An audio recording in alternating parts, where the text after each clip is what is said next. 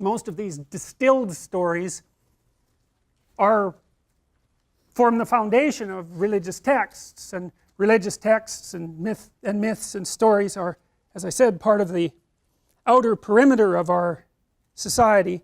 They have a coherent nature, and they form a foundation, and it's on that foundation that everything that you take for granted rests, even if you don't understand the foundation. So I can give you an example. There's a metaphysical idea that underlies Western civilization, and that metaphysical idea is that the individual has transcendent worth. That's the idea from which the notion of natural rights is derived. And of course our legal system is predicated on the idea that you have certain natural rights. They're enshrined in the Bill of Rights, for example. And in the States, when the Bill of Rights was being formulated, when the original legislation that founded the state was being formulated, the formulators said, we hold these truths to be self-evident. What does that mean? They're axioms of faith, right? They're propositions, and there's no proof for them.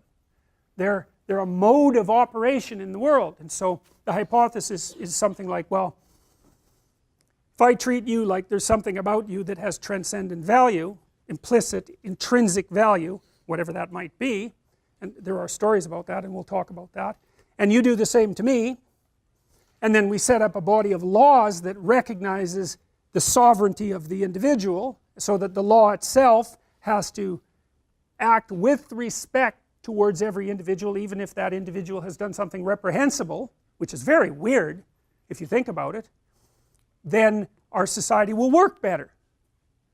And, well, perhaps that's true, but for better or worse, that is what this society is predicated on, and that's a very, very, very, very, very, very old idea. And it's an idea that people came to with great difficulty, because it was over thousands of years that people learned how to take their little tribal groups, which were always squabbling with one another, right, because they're human beings, they're very violent, and tribal groups are by no means civilized. There's no noble savage like the Europeans thought. If you study tribal groups in the world today, the death rate by violence is unbelievably high. So something unites a tribe within a tribe, it's often kinship, but then tribes come together to form larger civilizations, and they have to determine some sort of meta principle that guides them so that they can cooperate and come together without destroying one another, and they have to extract out a principle by which the society might function, and that has to work. And then as societies get bigger and bigger and bigger and bigger and bigger, they have to bring more and more of these diverse traditions together and extract out something from them that has power and functional utility and that allows people to unite. And so this is one of the stories that talks about that. It's a story about individual responsibility and what happens when it's not heeded. So, you know, because we could say, you are a social creature, right to the core, and most of your environment is other people, and those other people want something from you, and you want something from them, so you're going to play games with them. You're either going to be good at it or you're going to be bad at it, but you're going to play games with them. And so the game might have rules, really sophisticated rules, in fact, and you'd expect that, because as your behavior more and more approximates an ideal, assuming such a thing exists, then you're more and more sophisticated, and the nature of the ideal is perhaps more and more complex and difficult to understand. You get a hint of this, though.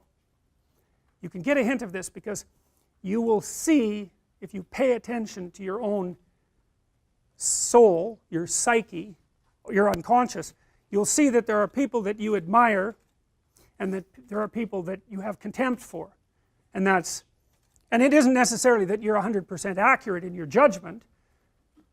You know, it's not such a bad idea to criticize your first impressions, but those states exist, and so there's a reason you admire someone, and there's a reason you have contempt for someone. There may be multiple reasons, and that's a hint to your intrinsic value structure. It's a hint about your intrinsic value structure, right?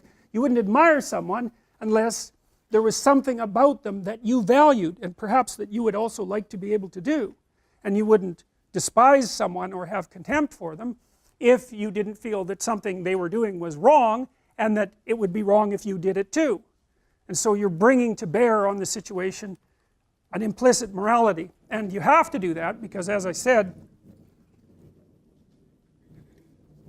you can't act without a morality, because if you're going to act, you're going to try to make things better. Otherwise, why bother? And if you're acting to make things better, then some things have to be better and some things have to be worse, and that's a value structure. So you have one.